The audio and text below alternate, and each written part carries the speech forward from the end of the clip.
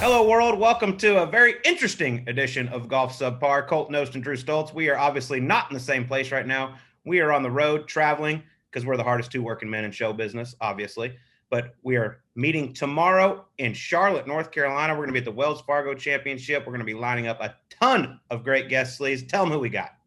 Man, looking forward to it. We got some monsters coming out there. We're going to start it off with a little Webb Simpson, a little U.S. Open champion coming in there. Then we're going to go with something I've been wanting to do for a while, Colt, a little caddy special with two of the best caddies in the game, Gino Bonelli and Aaron Fleener, the big cat, two of the biggest personalities carrying the bag on the PGA Tour. We're going to have a blast with them. I think that's sneaky going to be one of the best episodes we've done. Man, who else we got? We got Harold Varner coming up on the show. We got a lot of guys coming. You ever heard of Xander Schauffele? Xander Schauffele coming up on the show. Just monsters after monsters. This is going to be fun, though. Let me tell you what I do for the team, Slays, because if you think back to the Farmers Insurance, when I found Xander Schauffele's ball, he ended up getting it up and down to make par, made the cut on the number, then proceeded to finish tied for second, made $450,000. He gave me two options.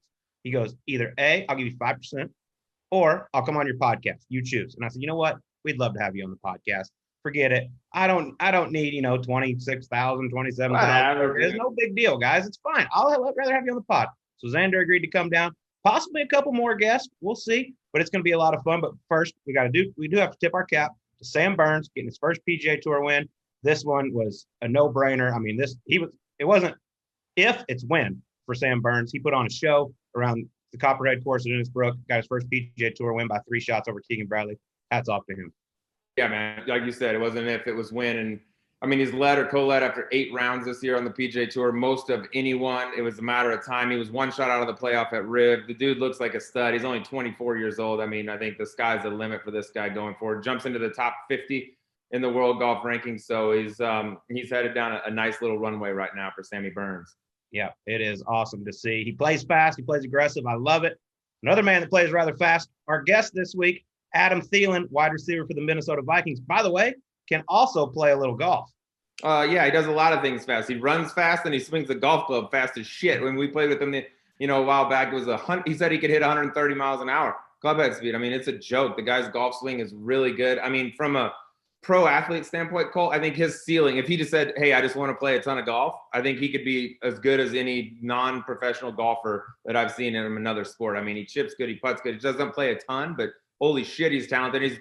Find something he's not good at. He seems like basically the most perfect human being that we may have ever had on the show, and that's coming from a show that had Mark Mulder. Yeah, step aside, Mark Mulder. You're out. Adam Thielen is in. By the way, we just come off the NFL draft. Here's a guy that didn't get drafted. Just signed a little $64 million contract. No big deal. Don't ever give up, kids. Keep your head down. Keep on going, and you might sign a $64 million deal in the NFL. But he is awesome, and here he is. Let's get to it. Adam Thielen on Golf Subpar.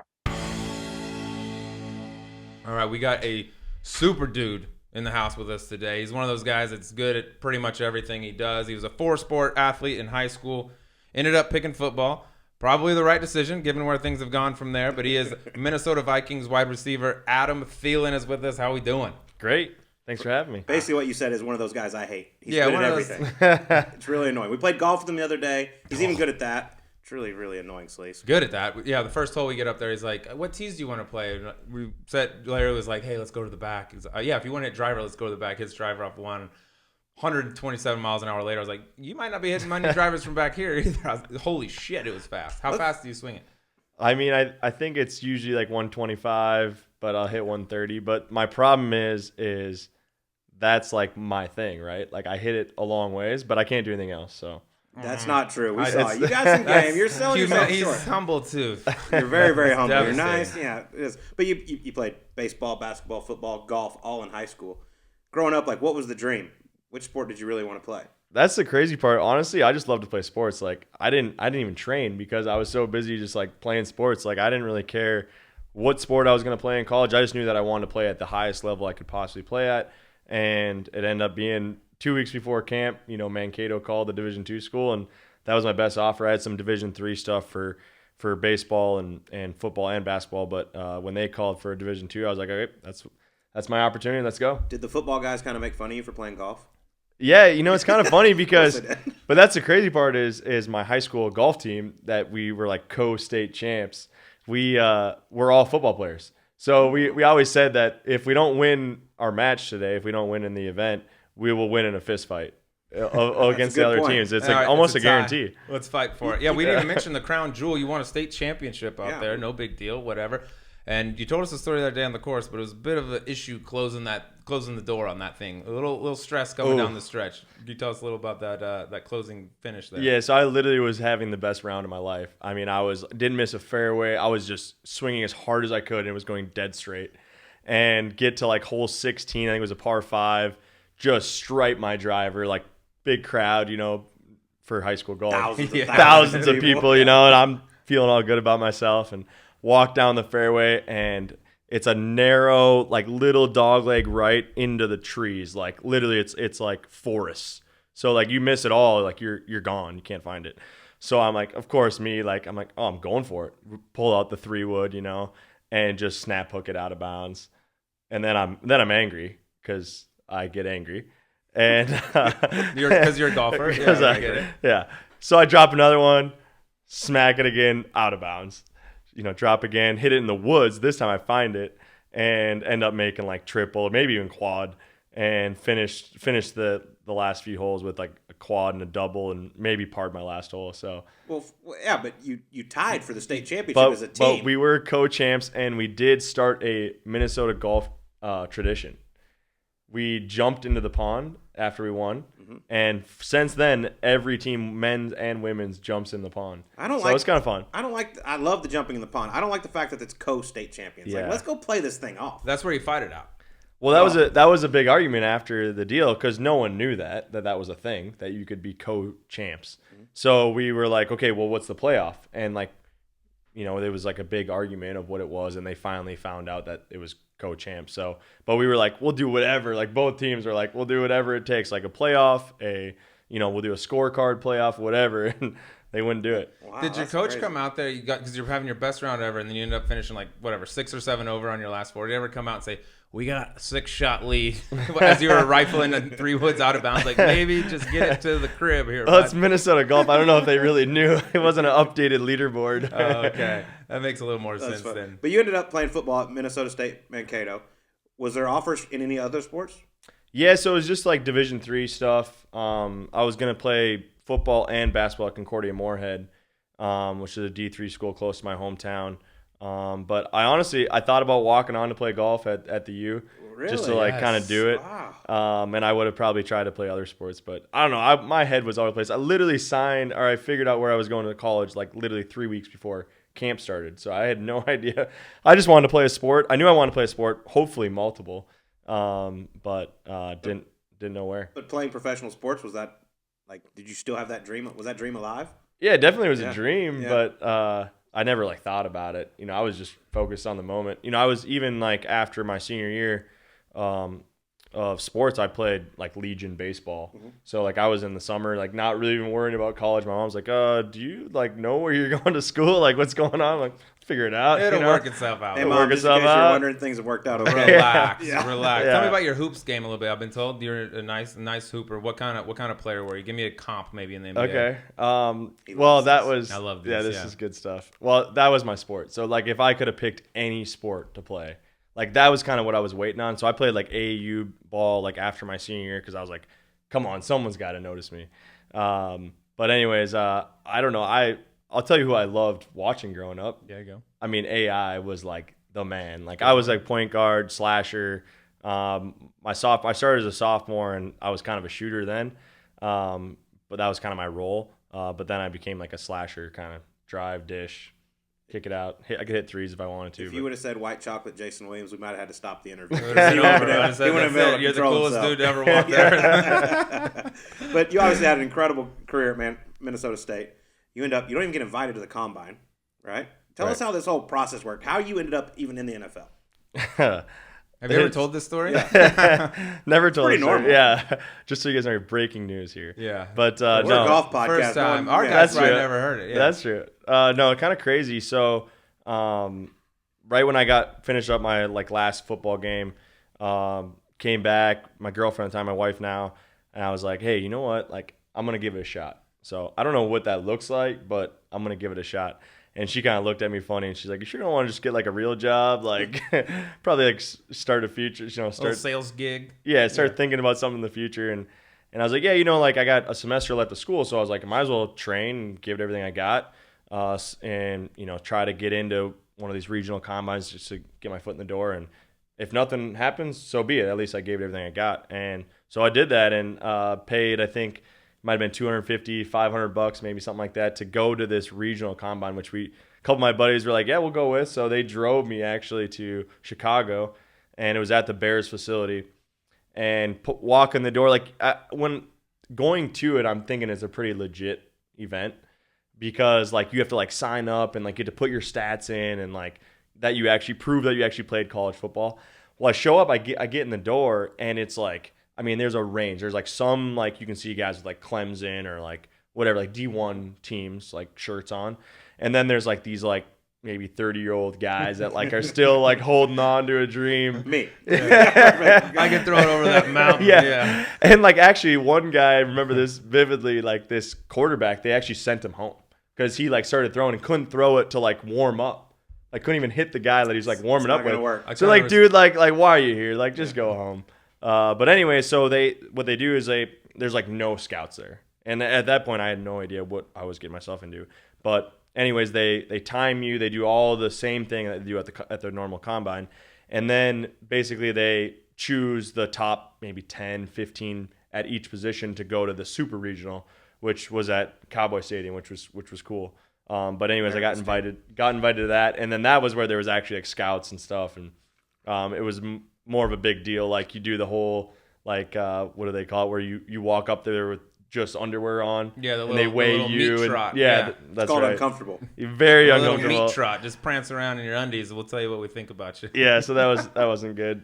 That wasn't good. That one's got to be super, because that one, the first one sounds like we might sign up. If there's one in Phoenix, I want to go to this one next time. But it sounds like this one in Dallas is the real deal. What, you want in? No, I don't want in. I want us to go film it if you do it. Okay, I might can make a practice roster. I'll commentate. The Dallas one's the real deal, though. That's where like things matter. There's real scouts and things like that. The pressure for that going up, is that a day where like, all right, if I run a quick 40 here today, like this could potentially change my life. But yeah, if I'm slow off the line or drop some balls or whatever, I might be done. Yeah, is absolutely. it that kind of pressure? Oh, 100%. Yeah, especially for me, like no one knew who I was. No one was on no one's radar. But I knew for myself that kind of going into the whole process that all I cared about was the 40. If I could run a good 40 time, like the rest will play itself out. I knew that I could play. That I knew that I could catch the football. I knew I could run routes. And I knew I could, in my head, I could run a good time. But that was like the doubters. They didn't think I could run fast enough to play in the league. But I ended up running a 4.4, 4.45, and when I did that, I was like, oh man, like I can do this. I can play at this level. Was that faster than you expect to run, or was that kind of in line with what you've been running? Yeah, I mean that. I definitely like. My goal was under a 4.5. If I could do that, I knew that I could make it at this level. So when I saw it, I was pretty excited. That's for sure. Yeah. So obviously you performed well in Dallas, and then you get a call from a couple of teams. Well, that was the crazy part too. Is when after that happened, I thought, maybe I'll just get signed after the draft.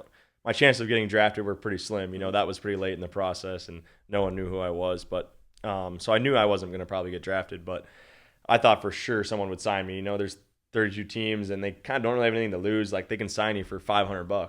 For $1,000, some guys get for a signing bonus. That's nice. Yeah, exactly. So anyways, I got calls from the Vikings and the Panthers, and they both just said, hey, could you come to like this rookie camp, which is a 3-day basically tryout where there's 40, 50 guys, and 11 of them are the draft picks, and then maybe 10 more are the guys they signed and that are part of the 90-man roster, which they already have 90 guys. So I kind of go into this rookie camp basically saying like, well, they already have 90 guys, so they're probably not going to sign me, but hey, let's show them what I can do.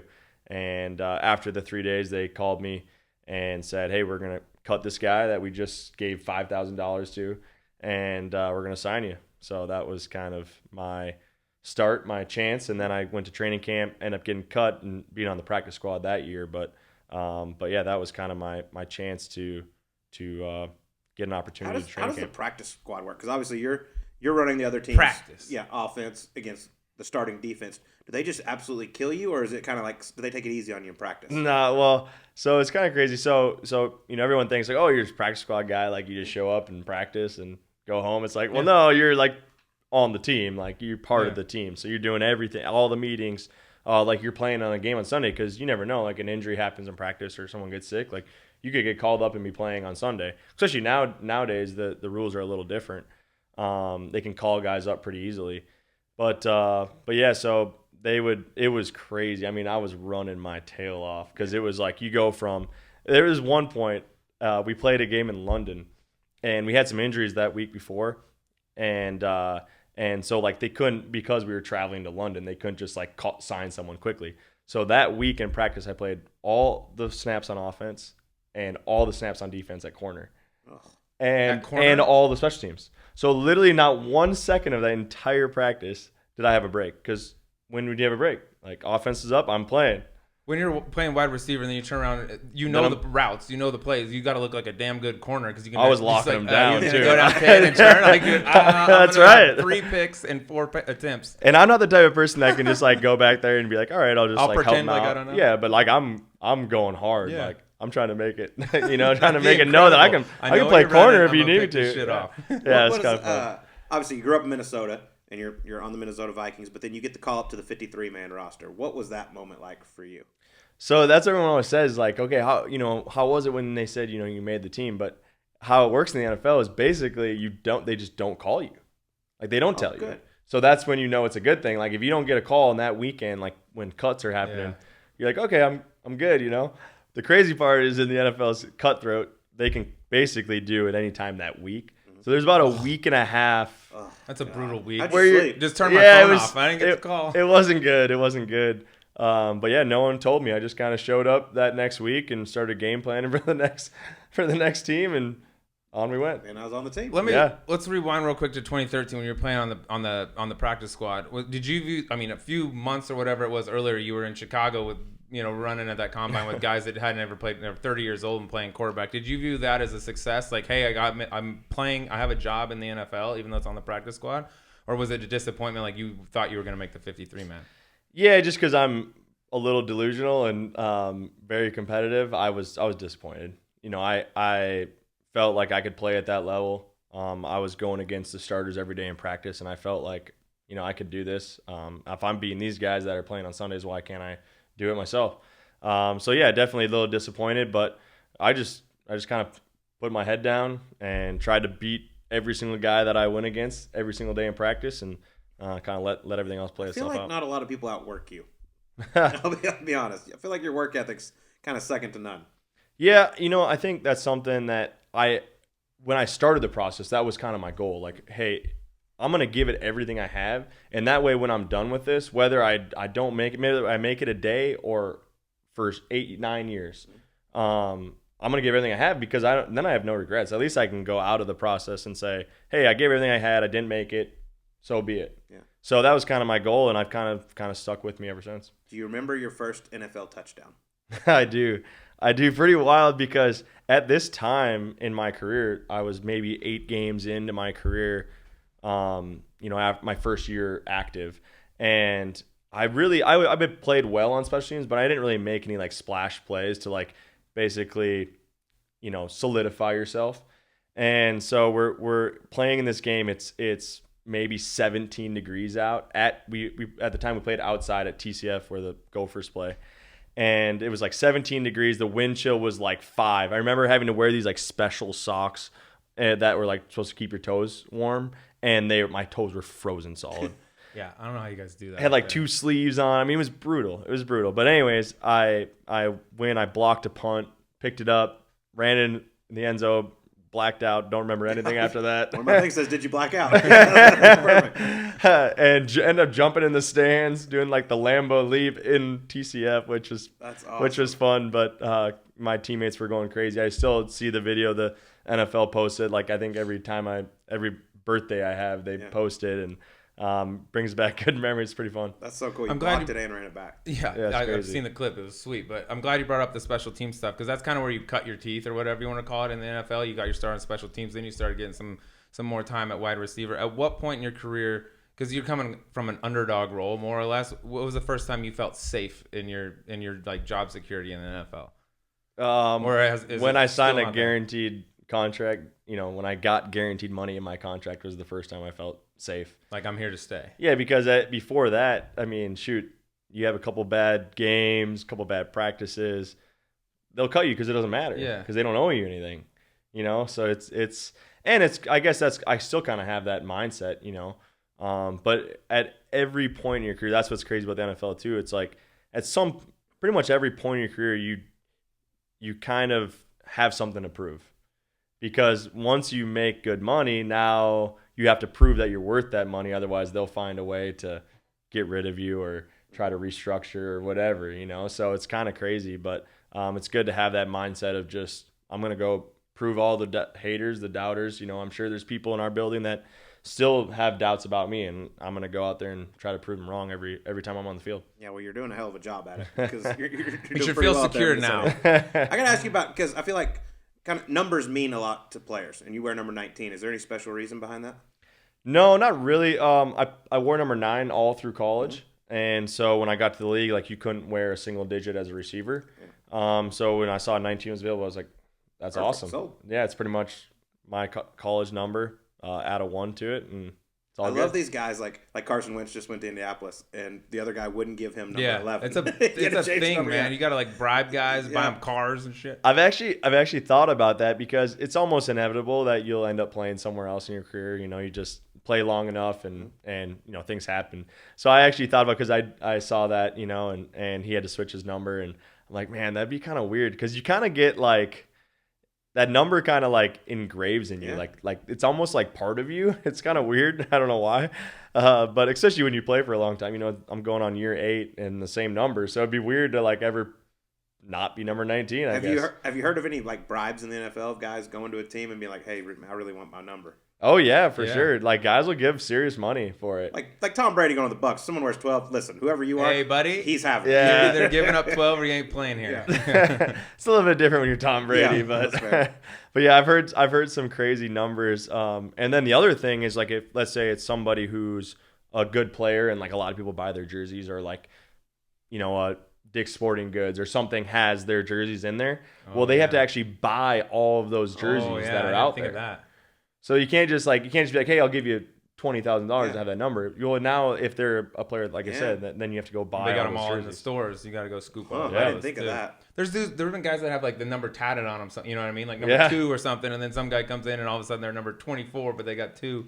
Yeah, that's why I haven't got 19 yet. Yeah, you should get that though. That would look good on you. While we're on the topic of buying things, because I'm very curious about this, because I've never known the answer. You've scored a lot of touchdowns in your day, and some of you keep the football, some of you don't. When you keep the football, do you like get billed for it or anything, or is it just? No, they're pretty cool about that. Are they? No, they just kind of let you have it. They spend a lot of money on footballs. I this year, for some reason, I don't know why, it was kind of weird. I just started like keeping every touchdown ball, and then my sons just love it. Yeah, like they go crazy. Like, bring them home, and they're like, I'll come home, and they'll be like, did you bring me your touchdown ball? Like, where is it? And like sometimes I forget. I'm like, shoot. Yeah. Give them a random ball. Yeah. This is when I caught. But I did keep a couple of them, and after the fact, now I'm like, oh, it's kind of cool. Like, now they have it in their room. Like, each of them have a touchdown ball that I caught in their room. Cool. So and the gloves and all. I always that heard you cool got stuff. billed for it, so I was curious to know what they billed you for. But never mind. Nah, but if you like trade jerseys, you get billed for that. Do you really? Oh, yeah. You do? What do they charge you for a jersey? I think it's like $250 a jersey. There's no way it cost them that much to make it. $3 trillion industry. You think they could sack up on a couple jerseys? You don't even wear them twice, do you? I don't know. That's a great question. I don't really know. Yeah, I think I think it's a hole, and then they'll get it. We'll get Goodell on next week. We'll get to the bottom of this. You said AI was your basketball comp, or the guy you emulated, right? That you wanted to play like. Give me a football comp for you. Is there someone out there that you grew up watching that you think you play like? I feel like I'm a mix of a lot of guys, because I feel like that's kind of how I got to where I am too. Like, I kind of picked this and picked that from different guys that either I watched, grew up watching, or played with, or played against. But I mean, I grew up watching Randy Moss and Chris Carter. I'm from Minnesota, born and raised, always been a Vikings fan. And those guys, I mean, obviously two of the best receivers ever played, both gold jackets. So I was pretty fortunate to grow up watching those guys. But man, I mean, between Chris Carter, like toe tap, sideline catches, and then, Randy Moss going over the top of guys, and mossing them. You got Moss. Got yeah. Moss. I mean, that was the thing. They might have you got Thielen in a few years. It'd be like a real sharp route. But another guy that's going to have a gold jacket at one point, Larry Fitzgerald. We actually played golf with him the other day with you. What has he meant to you? Because, I mean, being a Minnesota guy. Yeah, for sure. Yeah, just, growing up, watching him, playing college and then go on to the NFL and knowing that he's a Minnesota guy, knowing he was a ball boy for the Vikings for a bunch of years. And then once I got into the NFL and got to meet him, got to know him, the kind of person he is, the kind of friend he is. I mean, he would take his shirt off his back for me any day. It's pretty special. I mean, that's what Minnesota's all about. That's kind of what people talk about, Minnesota nice. And he kind of emulates that. And again, just being able to watch him have so much success throughout his career and, obviously going to be a gold jacket guy in the future. So, he's been influential in my journey, no doubt. He's the nicest man I've ever met. It's almost to the point really I've had to say to him before, like, is this a real, like this, we're not on Oprah or something, like, is this authentic? Like, you're almost too nice. He's like everyone's best friend. I don't know. I don't get it. It's awesome. He like gets mad at me. He's like, dude, you gotta meet more people and like do all this stuff. I'm like, Larry, like, that's just me. I don't know. Like, I just want to be by myself. And he's everyone's best friend. But in Minnesota, y'all have this beautiful brand new stadium that's absolutely incredible. But you obviously still go on the road a lot. What's one of your favorite road stadiums you play in? Yeah, that's a good one. I think there's a couple ways to look at it. So I think my favorite place to play is Lambeau, just because it's the Packers and like the rivalry. Yeah, like there's nothing better than leaving Lambeau with a victory. There's literally nothing better. But on the reverse side, there's nothing worse than losing there and having to leave there. Like, so what's that locker room like compared to what you have at Minnesota now? Yeah, it's terrible. I mean, and the whole stadium's not nice. Yeah. It's not. There's nothing fancy about it. Like it's bleacher seats. Yeah. For the most part. So, but then like the other side of it would be like my favorite atmosphere. Would either be Seattle or New Orleans. I mean, those places are crazy. I went to a Sunday night game in New Orleans one year. Oh my God, the whole building shakes. Yeah, we played in the playoffs there. Played in the regular season there. I mean you come out the next couple of days, your ears are so ringing. Lambeau's got to be the hard as a wide receiver. You're using your hand. I mean, when it's negative, whatever it gets to up there, it's got to be so hard to catch a football. And knowing up there, like, all right, we might have to stay on the ground a whole lot this game. Like that's got to be the hardest place to catch footballs over and over. Yeah, it's brutal. I mean, and then the surface too, like the whole thing. It gets terrible. But yeah, it's not great. This year it was like gale force winds, and it was like October, and it was like gale force winds and like 40 degrees. It was absolutely brutal. We threw the ball like 8 times. That's a wide out. I'd be like, shit, I'm just running around all night. And I wasn't even mad about it because I'm like, don't throw it to me because the wind was like, dive, but it was good. Well, you started out a few years ago. You have an NFL record for starting out with 8 straight games over 100 yards. Okay, so you have that NFL record. You get to the 9th game. Are you kind of thinking about it going in, being like, okay, let's keep this streak alive? Yeah, I mean, winning games means a lot more, but at the end of the day, yeah, I mean, you want to keep it going. Obviously, again, like, winning is everything. When you're in the game, you're not thinking about, okay, I got to get to 100 yards. But after the fact, yeah, it's a fun kind of target for a receiver to get 100 yards. It's a kind of a landmark for us. But yeah, you're not thinking about it in the game. That's cool, though. You're in the record books. Before that 9th game, you go over to Kirk and be like, bud, I'm open the whole. You better feed me this thing. I got 8 straight. Well, if you ask him, I say that every game. Yeah. So you're probably not the only wide receiver to do that. No. I'm always open. Dude, I was open. I don't know what you were thinking. I'm sorry. No, go ahead. I was going to say, like I said earlier, you're good at everything. You're an incredible athlete. You played 4 sports, but by wide receiver standards, you're not the tallest, fastest, strong, any of that stuff. But yet you've worked your way into one of the best wide receivers in the league. If you were to explain to somebody what you do better than everybody else that allows you to be that good, what would you say is like your differentiator? Unless it's a secret, then don't tell them. Yeah, I don't have any. We have a lot of owners that listen to our show. Yeah, or throw a little That's a good decoy point. out there. Yeah, I'll throw some decoys. Yeah, no, I think it's my versatility. I think because I can play outside, I can play inside, I can move around. I can do a lot of different things. I think that is probably my go-to thing. That really helps me have had success. And I love it personally, honestly. I love being able to go outside and have those one-on-one matchups, being singled up. I love to, jump into the slot and, have those different matchups with linebackers and safeties and nickels. So it's fun for me to move around and kind of it's a totally different game, So for me, it keep it is good for my ADHD. You know, it keeps me kind of having to keep things fresh. Well, that's awesome. I get it. We do got to talk a little bit of golf here, since we are a golf podcast. But like we said earlier, we got a chance to play with you on Monday. You have unbelievable speed. Is that something that's always been there for you? Yeah, it's kind of weird. Yeah, it always has been. And I was like, 150 pounds in high school, soaking wet, and yeah, I still hit it a long ways. What's you're one handicap right now. At least that's what you told us the other day. But what is the one thing you would like to improve the most in your golf game? Yeah, I just need to be consistent. Yeah. I mean, I can do mostly everything. I mean, I'm obsessed with the game. I mean, I have a simulator in my house because I'm obsessed with the game. Respect. And that was not easy with the wife and kids. The wife was not happy about that. Hey, I can either be at the golf course or I can be in the house at the simulator. Hey, it's worked out pretty good. She loves it now. She won't say it to you guys, but she loves it because our kids love it. And you can play different sports on it and do a lot of different things. But yeah, anyways, I'm obsessed with the game. So I'm always trying to get better. But yeah, consistency. I mean, I always have those blow up holes, as you guys saw the other day. Couple, you shake those off. Well, I That's a saw little 18. rust. 18 was rather nice. Yeah, 18 That was good. Super nice. Yeah, I like that one. That's the hole that keeps you coming back, right? Exactly. What's your off-season schedule like with the golf? Are you one of the obsessive guys that plays every single day and does all that, or are you kind of hit or miss? If I had no family, I'd play every single day for sure. But the wife's, I like being around my kids and doing all that. But yeah, I mean, I try to get out once a week. We try to take vacations or kind of home away from home, where we kind of rent a place for a couple months and get out as much as I can. And mostly with my son, he loves to go out there and ride the cart with me. And he actually, we were in Florida for a little while, and he actually played 18 holes with me, which is crazy because the summer he would get maybe 9, 10, 11 holes, and then he'd be kind of ready to get back home and get out of there. He's pretty tired, but he got through all 18 holes and did pretty well, so it was pretty fun. That's awesome. That's a landmark. Yeah. It is. Well, you live in Minnesota. Obviously, there's a ton of great golf courses in Minnesota. If our listeners are taking a trip, to whether it be Minneapolis or anywhere in Minnesota, what are a few of the courses they need to check off the bucket list? Yeah, I mean, if you're going to public courses, well, my favorite is Stone Ridge. Mm-hmm. It's on the east side of the city, but it's got the best greens, probably one of the best greens in the state of Minnesota. But yeah, it's a great course, great public course. But there's some phenomenal golf courses. The private wise, Spring Hill, Windsong. You keep talking about this Windsong. I got to check this place out. Windsong is, I'm telling you, they have to host an event Really? soon because it is so good. It is so good, and I mean, it's nasty hard. You'd love it.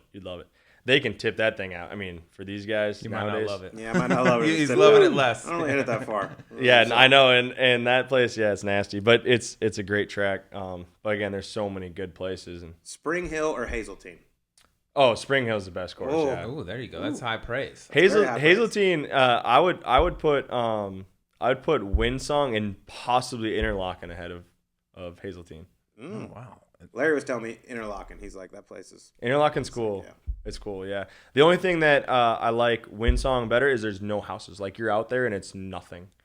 So I think that's kind of cool to me. I like kind of places where you're kind of in the middle of nowhere. It's like, it's just golf. And that's one of those places. Where do you stack up on the Vikings in terms of best golfers? Maybe the top 3 guys. Well, we just signed Pat I P, was so about to say, that's you got some kind of competition I coming mean, in. that's serious competition. He's good. He is good. We've played a lot in Tahoe together, and the one time we played together, I'm pretty sure he shot like 3 or 4 under. I got him throughout the whole tournament, but he whooped me that day. So He's good. He's pretty Legit solid. good. I mean, he can It's putt. it hard too. He Yeah. can play, but I still think you got him from what I saw the other day. But you mentioned Tahoe. I was looking at your results. Uh-oh. Okay. Yeah. No, you finished in the top 20 the last 3 years.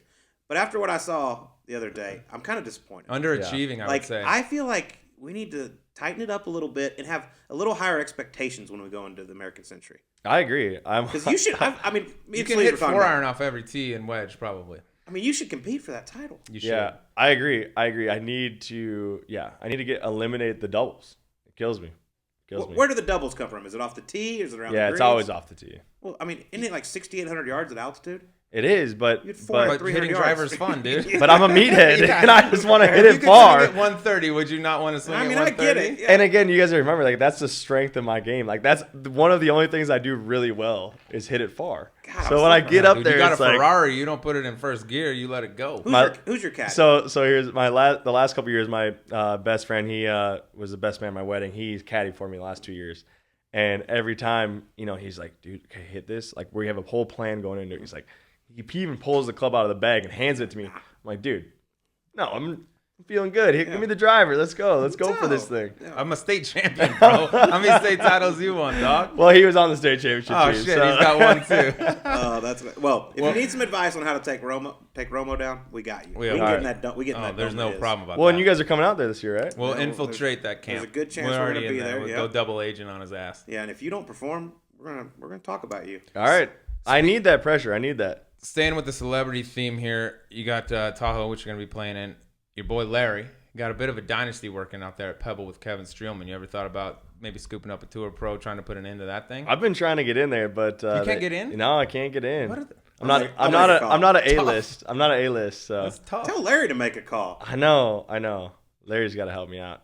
But I've been trying to get in there. I remember watching that tournament for years. I mean, it's so fun to watch, and seeing those guys playing with the tour pros is pretty cool. If you could pick a tour pro to play in that with you, who you want? Well, my favorite guy since I was little, since he's been playing, is Ricky Fowler for sure. Since I was little. Not since I was He's little. younger than you, dog. No, he's a year older than you. He is like the They're same age. I think. Since he made it, right? Hey, Papa Ricky. Adam Thielen wants to play with you. Since So I was old. a baby, dude. Yeah. I've been watching Ricky. Granted, What's it about That's Ricky? my guy. What's I don't. about Ricky you like so I much? think I liked his, his style, his swag, his kind of like his whole vibe. I kind of liked it. Since I was little, I always looked up Since to I- Ricky Fowler. He's a guy I've always admired since we were the That's same awesome. age in college. Oh, At the same shit. time. Oh, that's so good.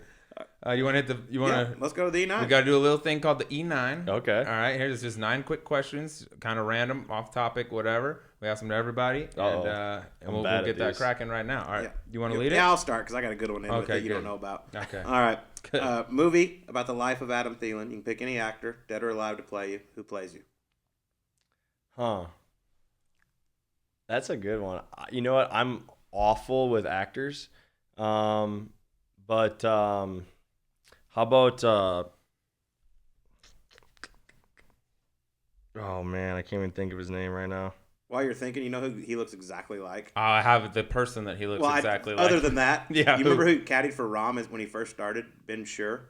I don't know if I know him. Does he look Caddied- exactly? It's Another unbelievable. very good-looking individual. Who's the actor that's in was it not Mad Dog?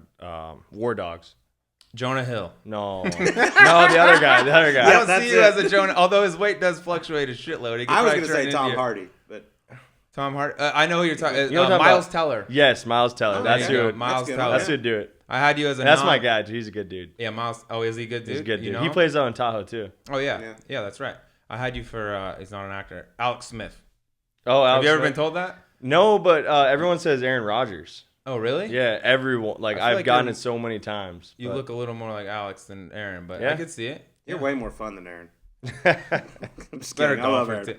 All right. I love you, This Aaron. is this is a sneak addition here into the E9. All right. On the broadcast, they love to refer to you as sneaky fast. Okay. You're always sneaky fast. So we've been Yep. sneaky fast for 7 years. How long do you have to be fast before you're no longer sneaky? That's a great question. I mean, it's been 7 years of being sneaky. If a guy plays the same prank on me 7 years in a row, I'm like, oh, you sneaky. I just be like, I'm an idiot. He's Yeah. just- What did Collinsworth say? He said, I just don't get it. He's not athletic. He's just, what did he say? Shoot. There's about 8 Athletic. You've seen adjectives him I could swing write. it. You're gritty. No, I gotta remember this. Old Oh man, school, it's so good blue too. I collar. can't believe I'm forgetting this. What are the other ones? Oh man, it's gonna Hard-nosed. bother me. But yeah, It's all the he same shit. said, he's just not very athletic, but he's just sneaky. It wasn't that, but I can't remember what it was. It'll come to me. He's not athletic, but he runs a Yeah. 4.4 and has been one of the best wideouts in the league. Wow, how do you do I that? love that. And he played too. Yeah, like no, how But it's like, at what point is sneaky? Like, you can't Yeah. keep saying sneaky every single game. You should figure it out. You can, one season, all right, he's faster than we thought. Now you're no longer sneaky. You're just a fast guy. Yeah, I don't know. Interesting. You'll have to talk to the commentators about I'll get on that. We'll call Collinsworth. We'll get this figured out. that. All right, number 3. What is less manly? Getting facials or your eyebrows waxed? Eyebrows waxed because I've not done that, but I have gotten a facial. Oh, We heard from a birdie that wow. you do both. Oh, no. No. Little blushing here. But I did get a facial with my wife on Valentine's Day. We okay. we That was also my heard that first the one. eyebrows were waxed in there too. No, never done that, but maybe I should. You got good brows. You know Yeah. what I mean? I thought maybe Oh, there'd your been boys some are trying to throw you enhancements. under the bus. Golly. Oh, okay. I That's threw good. I threw the sneaky fast in as a bonus. So we may have the emergency 10 for you. All right. That's If fine. you could hang out with one non-athlete celebrity in the world for one day, who would you pick? Non-athlete. Non-athletes. You can't like mirror somebody. Or shadow, whatever the word is. That's a great question. I have a ton of athletes I'd like to hang out with. I tried to You can tighten it name up- those too. Tighten it It's up fine. a bit. I mean, I'd love to hang Actor, out with singer. Tiger Woods, but see, I'm not like I don't really like music. I don't really like no actors really, so I'm kind of weird, I guess. It's fine. Miles I'd Teller. love to hang out. Miles Teller at I mean, Tom. Miles Teller. Hanging with I Tiger have right hung with now him. might not be the most fun. Yeah, it wouldn't day. be great right now, but when he's healed up. All right, we'll let you say. Well, Tiger's a respectable answer. All right, next question, number 5.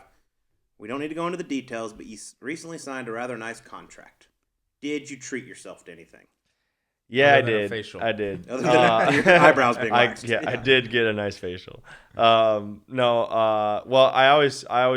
I grew up in a small town that was like a lake town. So in the summer, like you boat, you ski, you do all that, tube, everything. So I always told my wife like, hey, someday like I want to buy a wakeboarding boat, and they're not cheap. And so I was like, someday like that's the one thing I want. So last summer we ended up buying a wakeboarding boat. Beautiful. Yeah. I like it. And Are you a we good wakeboarder? Yeah. Probably. Of course What he is is. that? Was the dumbest So- question I've ever asked on the show. So we did a lot of surfing because I'm not like, wakeboarding, you got to go 30 miles an hour. And I'm like, I'm not going to like risk getting hurt, wakeboarding. So I did a lot growing up. But now I just stick to surfing because you're going about 10 miles an hour. So it's a little safer. That's fun. You And can it's catch a beers ton of off the fun. back too. I'm glad Yeah, you you bought can do it. yourself something, though. That's Yeah. nice. Yeah, you Good. deserve it, dude. Yeah. Treat yourself once in a while. All right. Next one. Cornerback you hate to line up against the most. Ooh. Well, it was Darrelle Revis.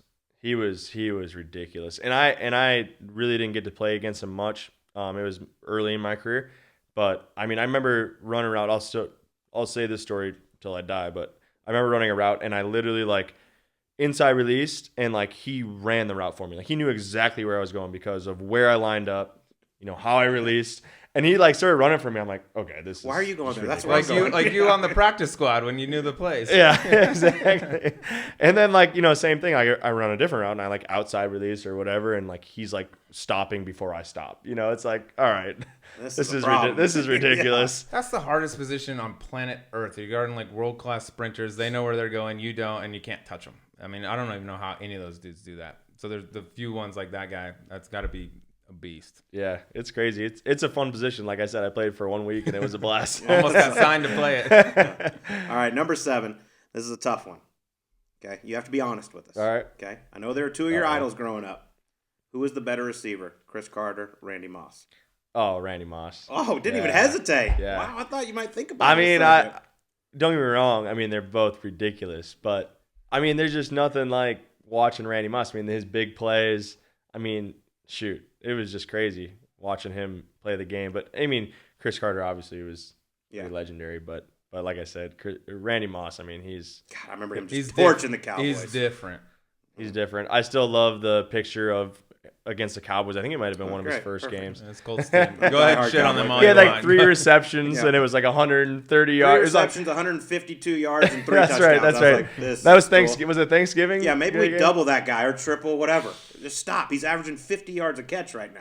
I'll never forget. That's Yep, great. That was beautiful. You thought about bringing the moon celebration back at maybe at Lambeau that he brought out? That was one of the best. Yeah, my wife would kill me. Yeah, she hates that one. She Is hates that how you one. gauge your touchdown celebrations? Yeah. Will my wife approve of this? Yeah, she wouldn't approve of a lot of my dances. But Hold on, we'll get to that. All right, oh, next question. You want me to go 2 since you got the Sure, I got to save this one. All for right, last. since I threw in a bonus ball. All right. Did you have to pay for the flooding damage you caused with the in-room jacuzzi at the state high school golf tournament? You guys did your homework. Yes, Yeah, we dude, do. We did. Wow. We got connections at the FBI. Oh, that's bad. That's bad. Yeah. So we were a little crazy. Well, I specifically was crazy in high school, and we had a golf trip that we did every year, and we stayed in this like little lodge, And yeah, we kind of screwed it up pretty good. Well, We they literally said you flooded. did it. Yeah, we they put you it on did you. Yeah. I don't remember. That was a long time ago. It might have been me. You left the jacuzzi on all night and then went to bed and it flooded the whole No, place? I think it was more so I just kept dumping in soap. Oh, bubbles. Yeah, it was like Bubble bath? It was bubble overload. That's what you do on golf trips. And it was You got like, a little bubble 5 grown dudes in a jacuzzi tub, bathtub. You know? Happens. God, dream. I vacay. actually did the same thing the other night with my 2 boys, so I guess it's You a like bad- your bubbles. Yeah, I that got makes my sense. bubbles. Facials, eyebrows. What's the wrong with whole that? thing, dude. You gotta take care of yourself. All right, I'll ask another one since Colt got the ender. All right. What do you think you've seen the most improvement in over the past year? Your golf game or doing the gritty after your touchdown? I mean, my gritty got pretty good. did, dude. It got a pretty lot good. better. Yeah, it was pretty bad. So I actually, the crazy part is in training camp, I had it down pretty good. And you can ask Justice, you can ask him. But I had it down pretty good. And then the first game, I scored the touchdown. I'm all juiced up. There's no crowd and no one. And so I'm like doing this with no music, no sound. And it was just like, it was awful. It was terrible. Like, Nervous, dude. I was Debut, nervous. Like yeah. I was like, No one's and seen I this thought I dance. had No it one had down. seen the dance at that point because it just No. blew up this year. Exactly. It was I a bet everyone sick knows dance. what the gritty is. The You gritty? might have to do it. Oh boy. we be gritty at the end of this thing. I don't know how to do it, but Gritty I'll right learn. on out. But you got nice by the end of it. I feel Yeah, like I that got it dude does down. the gritty. Yeah, Yeah. it was real. But I got some major heat for that. I mean, I- major heat. Yeah, but you're doing it. Hey, you get in it the is what it zone. is. You get in the Yeah. zone. You do whatever the hell you want. Yeah. Exactly. You I gotta score, get- you can do whatever you want. I give you props on the gritty went from a 2 to a 9 by the end of the season. All right, last question. All right. You teamed up with the Sleaze the other day. Oh no. It didn't go that well against me and Larry Fitzgerald. That's beside the point. But I need you to put your GM hat on right now. Okay. If you were going to trade the Sleaze to another team, what do you think you would get in return if you're getting a draft pick? Would you get a 2nd-round pick, a 3rd-round pick, maybe a 7th? Oh my god. Maybe something to be discussed later? Maybe Well- you own the franchise. Well, I mean, dude, they give up the house for me. So Sleaze Well, is getting traded. as- What are you getting back? so as we talked about after the round, if we had another chance at it, we'd be a pretty dynamic team because we spent so much time talking. Mm-hmm. We both talk a lot. Mm-hmm. And so we kind of were distracted for a long time, but then we came on a major comeback. Of course. Which was easy. I feel like, honestly, they didn't even have our attention till like hole 12 or 13. I was like, oh, we're down by a couple. And then what happened? It went When all we the were way like to 18, dormy, made some birdies. yeah, when we were like dormy, it was like, all right, let's. Yeah, dude, it let's was like play it was like golf. a preseason game. Like, who gives? Oh, now, all Exactly. right, now it's time to win. So a 7th-rounder is what you're telling me. I would. It would be a 2nd rounder, and that's a lot. Wow, in these Sleaze days. for a 2nd-rounder. Dude, that's a pretty contributor, nice. bud. That's a compliment. contributor. Because I'm telling you, if we team up again, we will not lose. Well, first off, we can run it back anytime There's we no want. doubt. no, Hey, it's gonna happen. it's a done deal. Yeah. We'll Adam do that in Thielen, Tahoe. You're the man. Yeah, that was You're fun. at 10, That was a bud. blast. Thank you so much, man. Appreciate Dude, you that guys. was awesome. All right. Well, that was Adam Thielen. I mean, that was so much fun sitting down with him, Sleaze. By the way, other than y'all's legs, I feel like y'all are kind of the same person.